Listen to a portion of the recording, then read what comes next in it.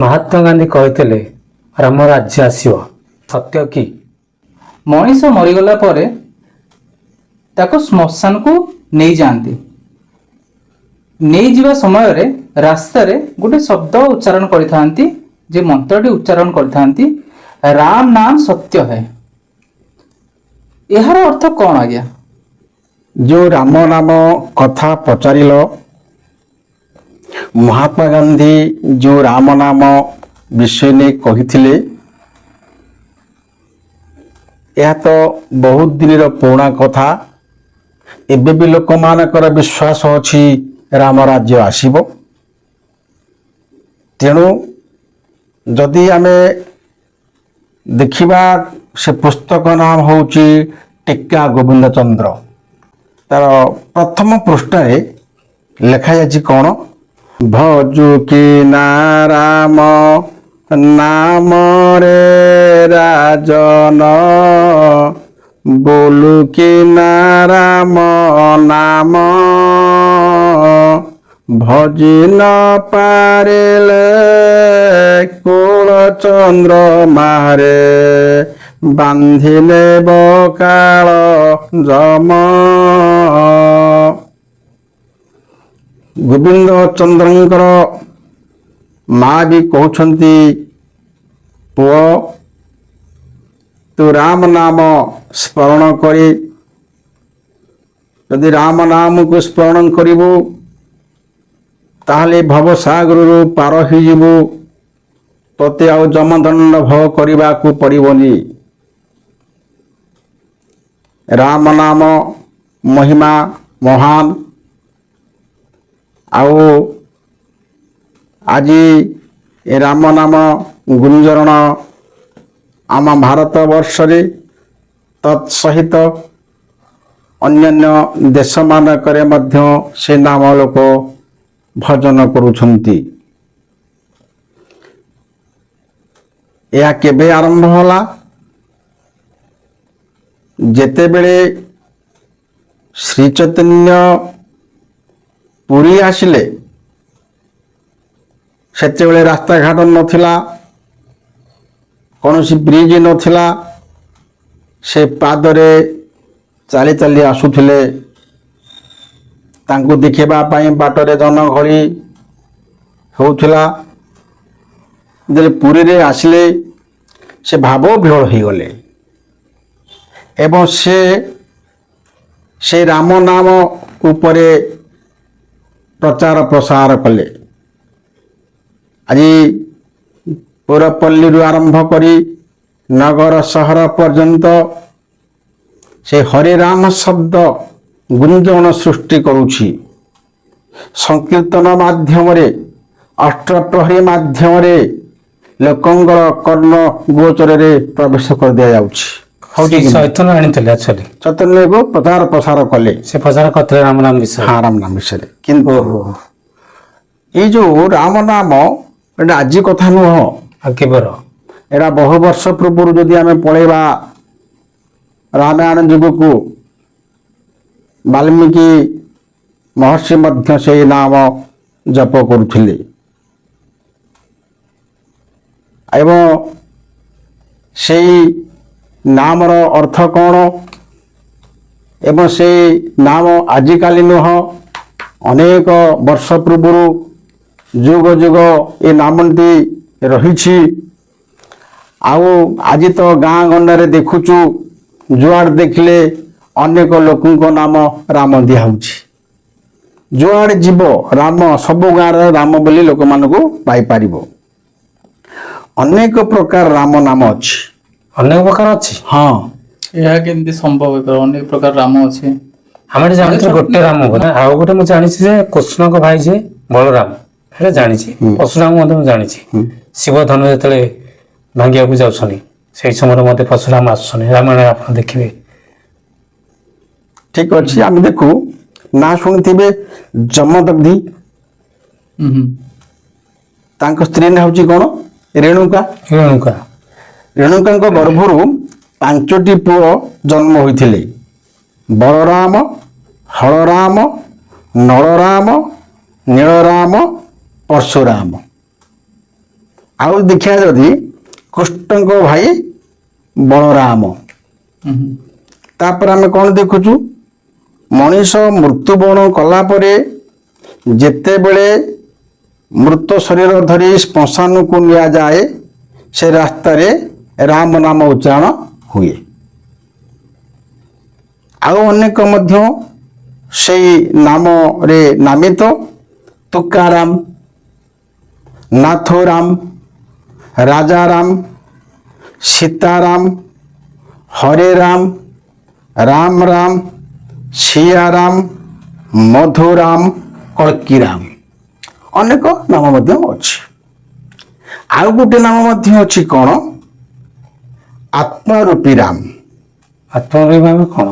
ସେ ଗୋଟେ ଟପିକ ଅଛି ଆତ୍ମାରୂପୀ ରାମ, ବୁଝିପାରିଲ।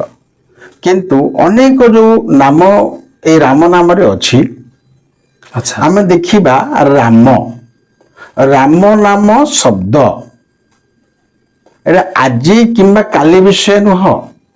କେବଳ ତ ଦଶରଥ ସୁତ ରାମ କଥା କହୁଛ, ହଁ ତାଙ୍କ ନାମ ତ ରାମ ଦିଆହେଲା, ହଁ ତାଙ୍କ ପୂର୍ବରୁ ମଧ୍ୟ ସେ ରାମ ନାମ ଥିଲା। ତାଙ୍କ ପୂର୍ବରୁ କେମିତି ଥିଲା? ନା ନା ଏମିତି କେମିତି ସମ୍ଭବ ହେଇପାରିବ? ସେଇ ତ କେବଳ ମାତ୍ର ଆମେ ଯାହା ଶୁଣୁଛୁ ଏବଂ ଭାଗବତ ଅନୁସାରେ ଯାହା ଆମେ ଶୁଣିବାକୁ ପାଇଛୁ, ଏ ମଧ୍ୟ କିଛି ଅଂଶ ପଢିଛୁ। ରାମ ଅଛନ୍ତି ଗୋଟିଏ, ତା ବ୍ୟତୀତ ଆଉ ରାମ କେହି ସେମିତି ନାହାନ୍ତି। ଆମେ ଯାହା ଜାଣିବା ମତରେ ଯୋଉଠି ଆମେ ଦେଖୁଛୁ ସବୁ ଜାଗାରେ ରାମଙ୍କର, ଶ୍ରୀରାମଙ୍କର, ପ୍ରଭୁ ଶ୍ରୀରାମଙ୍କର ମୂର୍ତ୍ତି ରଖା ହେଇଛି, ରାମ ନାମ ଜପା ଚାଲିଛି। ଆଉ ଗୋଟେ ରାମ କେମିତି ସମ୍ଭବ ହୋଇପାରିବ? ଆଚ୍ଛା, ଏ ଯୋଉ ରାମର ଅର୍ଥ କଣ? ରା ଅର୍ଥ ଜୀବ, ଅର୍ଥ ଜୀବ, ମ ଅର୍ଥ ପରମ। ତାହେଲେ ପରମ କିଏ? ପରମ ବ୍ରହ୍ମ, ପରମ ବ୍ରହ୍ମ, ଅଲେଖ, ଅଲେଖ, ନିରାକାର, ନିରାକାର, ଅଦୃଶ୍ୟ, ପବିତ୍ର, ସେ ସିଦ୍ଧ, ସର୍ବଶକ୍ତିମାନ, ଆତ୍ମରୂପୀ ଈଶ୍ୱର। ତାଙ୍କୁ କିଏ କେବେ ଦେଖିପାରିବେ ନାହିଁ, ହଁ ତାଙ୍କ ଚର୍ମଚକ୍ଷୁ କେବେ ଦର୍ଶନ କରିପାରିବ ନାହିଁ, ତାଙ୍କର ମୂର୍ତ୍ତି ନାହିଁ, ତାଙ୍କୁ କିଏ ତିଆରି କରିପାରିବେ ନାହିଁ, ଗଢି ପାରିବେ ନାହିଁ, ସେ ଅରୂପ, ତା ରୂପରେଖ ନାହିଁ। ଭୀମ ଭାଇ ତାପରେ କହିଲେ କଣ, ଶୂନ୍ୟ ମନ୍ଦିରେ ବିହାର, ରୂପରେଖ ନାହିଁ ଯାର, ଶୂନ୍ୟ ମନ୍ଦିରେ ବିହାର।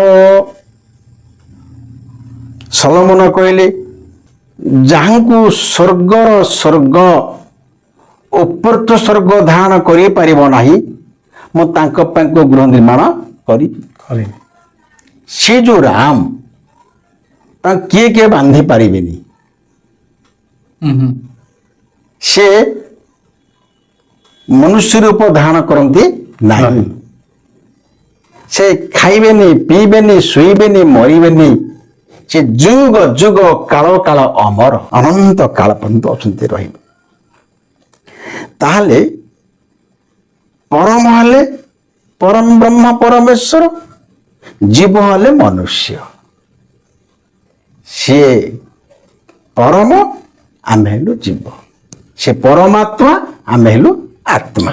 ଆତ୍ମା ଏମିତି ସ୍ୱାମୀ ସ୍ତ୍ରୀ ଏ ଜଗତରେ ଆମେ ସବୁ ଅଛୁ, ଠିକ ସିଏ ହେଲେ ସ୍ୱାମୀ, ଆମେ ହେଲୁ କନ୍ୟା ରୂପୀ ବା ଆତ୍ମା ରୂପୀ, ବୁଝିପାରିଲ। ଆମେ ଜାଣୁ ପୁରୀ ଜିଲ୍ଲାର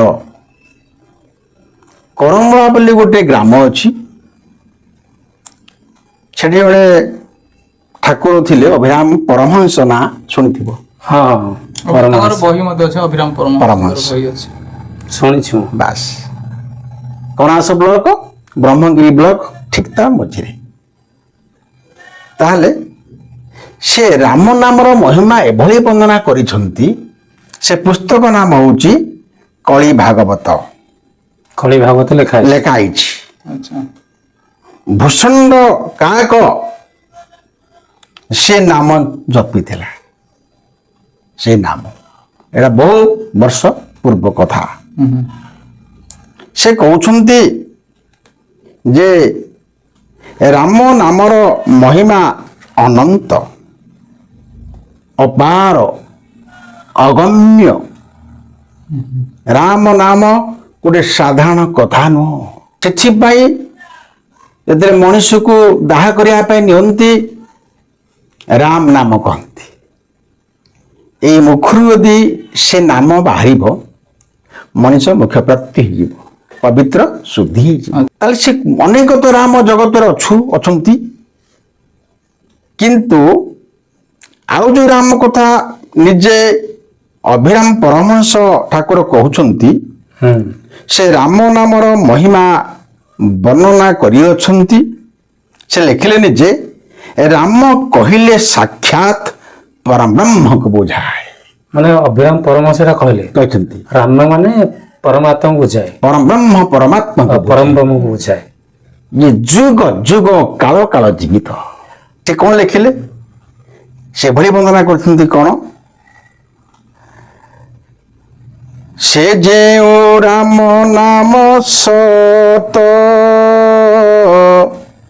ନୁହନ୍ତି ଦଶରଥ ସୁତ। ଦଶରଥଙ୍କ ପୁତ୍ର ରାମ, ଠିକ କଥା। ତ ସେ ମନା କଲେ ସେ ଯେଉଁ ରାମ ନାମ ସତ ନୁହନ୍ତି ଦଶରଥ ସୁତ। ଦଶରଥଙ୍କ ପୁତ୍ର ଯୋଉ ରାମ, ତାଙ୍କର ଗୋଟେ ସୀମା ଅଛି। ସେ ମଣିଷ ଭାବରେ ଆସିଲେ, ସେ ଖାଇଲେ ପିଇଲେ ବିବାହ କଲେ ସଂସାର କଲେ ଏବଂ ସେ ମଧ୍ୟ ମୃତ୍ୟୁବରଣ କଲେ। ତାହେଲେ ରାମ କାହାକୁ ପୂଜା କରୁଥିଲେ? ଦୁର୍ଗାକୁ ପୂଜା କରୁଥିଲେ। ଦୁର୍ଗାକୁ ପୂଜା କରୁଥିଲେ। ଶିବ ମଧ୍ୟ ପୂଜା ଶିବ କରୁଥିଲେ। ଲିଙ୍ଗ ସ୍ଥାପନ କଲେ କି ନାହିଁ? ହଁ, ସେ ମଧ୍ୟ ଦୈବ ଉପରେ ଆଉଜି ପଡ଼ିଥିଲେ। ଦୈବ ଉପରେ। ହଁ, କେମିତି ଏଇଟା ହେଲା? ସେ ନିଜେ ତାଙ୍କ ବହିରେ ଲେଖିଛନ୍ତି,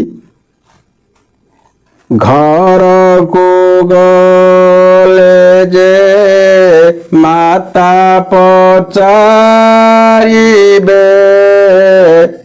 ଲକ୍ଷ୍ମଣ କେଣିକି ଗଲା। ଲୋକେ ପଚାରିଲେ କି ବୋଲେ କହିବି ଦୈବ ଏମନ୍ତ କଲା। ଦୈବ ମାନେ କଣ? ରାମଚନ୍ଦ୍ର ପରବ୍ରହ୍ମ, ବ୍ରହ୍ମା ବିଷ୍ଣୁ ଶିବ ଆଚ୍ଛା, ନାରଦ ନାନକ କବିର ସମସ୍ତେ ସେ ଦୈବ ଉପରେ ଆଉଜି ପଡ଼ିଛନ୍ତି। ମାନେ ସମସ୍ତେ ଈଶ୍ୱରଙ୍କୁ ଡାକିଛନ୍ତି। ବାସ୍ ବାସ୍। ଯୀଶୁଖ୍ରୀଷ୍ଟ ମଧ୍ୟ କହିଲେ ହେ ପରମ ପିତା, ପରମେଶ୍ୱର। ଡାକିଲେ କି ନାହିଁ? ହେ ପରମ ପିତା ବୋଲି ଡାକିଲେ। ହଁ, ସେ ମଧ୍ୟ ପ୍ରାର୍ଥନା କରୁଥିଲେ ଗେତ୍ସେମନୀରେ, କହିଲେ ହେ ପରମ ପିତା ଡାକିଲେ। କୃଷ୍ଣ ମଧ୍ୟ ଆଉଜି ପଡ଼ିଛନ୍ତି। କଣ କହିଲେ କୃଷ୍ଣ? କୃଷ୍ଣ କଣ କହିଲେ? ହେ ମଞ୍ଚାରୁ ପଡ଼ି ମାମୁଁ ମଲା ମୋତେ ହିଁ ଦୈବ ରଖିଲା। ମାନେ ଦୈବ ତାଙ୍କୁ ବଞ୍ଚେଇ ଦେଲେ। ହଁ। ମାନେ ଈଶ୍ୱର ତାଙ୍କୁ ବଞ୍ଚେଇ ଦେଲେ। ହଁ, ବୁଝିପାରିଲ? ଦୈବ କଥା ଅଛନ୍ତି ସର୍ବୋଚ୍ଚ। ଯେମିତି ଆମ ସୁପ୍ରିମ କୋର୍ଟ ଅଛି, ସୁପ୍ରିମ ସୋଲ ବୋଲି ଆମେ ଯାହାକୁ କହୁଛୁ, ପରମାତ୍ମା। ଯେ ପରମାତ୍ମା ସର୍ବୋଚ୍ଚ, ସେ ଅନାମ, ସେ ଅବ୍ୟକ୍ତ, ସେ ଅଖଣ୍ଡ। ସେଥିପାଇଁ ଶେଷରେ ଆଉ ସୁନ୍ଦର କଥା କହୁଛନ୍ତି ଠାକୁର ଅଭିରାମ। କଣ କହିଲେ? ସେ ଏଭଳି ଭାବରେ ଗୋଟେ ବିଷୟ ଥୋଇଦେଲେ ଜନମାନସ ଆଗରେ, ଦଶରଥଙ୍କ ସୁତ ରାମ ସେ ନିଜେ ଭଜୁଥାନ୍ତି ରାମ। ଦଶରଥଙ୍କ ପୁଅ ରାମ, ସିଏ ଭଜୁଥାଏ ରାମ। ରାମ ତାହେଲେ ଆମେ ଜାଣିନଥିଲୁ ତ, ଗୋଟେ ଅସମ୍ଭବ କଥା। ଅସମ୍ଭବ ବିଷୟ। ଅଭିରାମ ପରମହଂସ ଲେଖିଛନ୍ତି। କାରଣ ଯେତେବେଳେ ରାମଚନ୍ଦ୍ର ସ୍ନାନ କରି ପ୍ରଣାମ କରୁଥିଲେ, ପାହାଡ଼ ଗୋଟେ ଗୁମ୍ଫା ମଧ୍ୟରେ ହନୁମାନ ପଛରେ ଦେଖୁଛନ୍ତି। ଆଉ ସେଠି ଯୋଉ ସ୍ନାନ କଲା ସମୟରେ ଗୁମ୍ଫା ମଧ୍ୟରେ ହନୁମାନ ଦେଖୁଛନ୍ତି। ଆଚ୍ଛା, କହିଲେ ଦିନେ ପଚାରିଲେ, କହିଲେ ପ୍ରଭୁ, କିଏ ହନୁମାନ ପଚାରୁଛନ୍ତି? ହଁ ଆଚ୍ଛା, ଆପଣ ତ ମୋର ପ୍ରଭୁ, ଆପଣ ଆଉ କୋଉ ପ୍ରଭୁଙ୍କୁ ପ୍ରଣାମ କରି ମୁଣ୍ଡିଆ ମାରୁଛନ୍ତି? ଅର୍ଥାତ ସମସ୍ତେ ଦୈବର ଅଧୀନ, ସମସ୍ତେ ସେଇ ପରମ ବ୍ରହ୍ମକୁ ଆଶ୍ରୟ କରିଛନ୍ତି। ମାନେ ଯେତେ ମନୁଷ୍ୟ ଆଇସନି, ଯେତେ ମଣିଷ ଆସିଛନ୍ତି, ଯେତେ ବାବା ଯେତେ ମହାପୁରୁଷ ମହାପୁରୁଷ ମାନେ। ଦେବାଦେବୀ ସମସ୍ତେ ଅଧୀନ। ଆଚ୍ଛା ଆଚ୍ଛା। ସବୁ ଦୈବ ଉପରେ ନିର୍ଭର ରଖିଛନ୍ତି ଆଉ। ସବୁ ତପସ୍ୟା କରୁଛନ୍ତି। ଈଶ୍ୱରଙ୍କ ଉପରେ ନିର୍ଭର ରଖିସନି, ଭରସା ରଖିସନି। ଈଶ୍ୱର କେବେ ତପସ୍ୟା କରିବେନି। ଈଶ୍ୱରଙ୍କର ସେ ଅଶରୀର, ସେ କାହିଁ ତପସ୍ୟା କରିବେ? ସେ ଆତ୍ମରୂପୀ ସେଟା ଈଶ୍ୱର, ଆତ୍ମାରୂପୀ ପରମେଶ୍ୱର। ଏ ପୃଥିବୀ ତାଙ୍କର। ହଁ ଯୋଉମାନେ ବିଶ୍ୱାସ କରୁଛନ୍ତି ଈଶ୍ୱରଙ୍କ ଉପରେ। ହଁ ହଁ। ଅନେକ ନାସ୍ତିକ, ଅନେକ ଆସ୍ତିକ, ଅନେକ ବହିଶ୍ୱରବାଦ, ଅନେକ ଏକେଶ୍ୱରବାଦ, ମହମ୍ମଦ ମଧ୍ୟ ଆଉ ଯିଏ ପଡ଼ିଥିଲେ ସେ ଈଶ୍ୱରଙ୍କ ଉପରେ। ସମସ୍ତେ ସମସ୍ତେ ଆମ ଦୈବର ଅଧୀନ। ସେଥିପାଇଁ ଗାନ୍ଧୀଜୀ କହିଥିଲେ ରାମରାଜ୍ୟ ଆସିବ। ଏବେ ବି ଲୋକଙ୍କର ବିଶ୍ୱାସ ରାମରାଜ୍ୟ ମାନେ କଣ? ଗୋଟେ ଶାନ୍ତି, ଶାନ୍ତି ରାଜ୍ୟ ଆସିବ। ଶାନ୍ତି ରାଜ୍ୟ ଆସିବ। ପ୍ରଜାମାନେ ଶାନ୍ତିରେ ରହିବେ, ଯୁଦ୍ଧ ହବନି, କିଏ ମରିବେନି, ହାଣକଟା ହବନି, ଅମର ହେଇକି ରହିବେ। ସେଠି ଆଉ ଅନ୍ଧକାର ଶକ୍ତି ରହିବନି, ପାପ ରହିବନି, ବିପ୍ଳବ ରହିବନି, ଜରା ରୋଗ ବ୍ୟାଧି କିଛି ରହିବନି। ସେ ରାଜ୍ୟ ହବ ଶାନ୍ତି ରାଜ୍ୟ ବା ରାମରାଜ୍ୟ। ତା ଅର୍ଥ ହଉଛି କି ଆମକୁ ବର୍ତ୍ତମାନ ଏଇ ଜଗତରେ ଏଇ ସଂସାରରେ ଯଦି କୋଉ ରାଜ୍ୟ ଆସୁଛି ତାହେଲେ ରାମ ରାଜ୍ୟ ଆସିବା ଖୁବ ଦରକାର ରହିଛି ବର୍ତ୍ତମାନ ପରିସ୍ଥିତି। ଯେମିତି ଚାରି ପାର୍ଶ୍ୱରେ ହିଂସା, ବଦନାମ, ଲୁଟମାର ଚାଲିଛି ଏବଂ ତା ମଧ୍ୟରେ ନାରୀ ନିର୍ଯାତନା ମଧ୍ୟ ଚାଲିଛି। ହିଂସା କୋଉଠି ନା କୋଉଠି ବଢି ଯାଇଛି ଆଉ ଧର୍ମ ବୋଲି ଆଉ କିଛି ନାହିଁ ଲୋକମାନଙ୍କ ମଧ୍ୟରେ, ପ୍ରେମ ନାହିଁ। ଯଦି ରାମ ରାଜ୍ୟ ଆସନ୍ତା ତାହେଲେ ଏଇ ଦୁନିଆ ଏଇ ସଂସାର ପରିବର୍ତ୍ତନ ହେଇଯାନ୍ତା। ଦେଖନ୍ତୁ, ରାମ ରାଜ୍ୟ ଯେତେବେଳେ ଆସିବ ସେତେବେଳେ ସମସ୍ତେ ଶାନ୍ତିରେ ରହିବେ, ଆଉ କିଛି ଅସୁବିଧା ହବନି। ଯୋଉଟା ଗାନ୍ଧୀଜୀ ଦର୍ଶନ ପାଇଥିଲେ ଯେ ରାମ ରାଜ୍ୟ ଆସିବ, ତାକୁ ସତ୍ୟଯୁଗ ବୋଲି କିଏ କହନ୍ତି, ମୁଖ୍ୟ ରାଜ୍ୟ ବୋଲି କହନ୍ତି। ଯେନ୍ ରାଜ୍ୟ ଆସିବ ଯୋଉ ରାଜ୍ୟରେ ଶାନ୍ତି ରହିବ, ଶାନ୍ତି ରାଜଧାନୀ ଆସିବେ, ଏ ବିଶ୍ୱାସରେ ଅଛୁ। ତେଣୁ ରାମ ନାମ ସତ୍ୟ ବୋଲି ଏସବୁ ପ୍ରମାଣିତ କରାହଉଛି।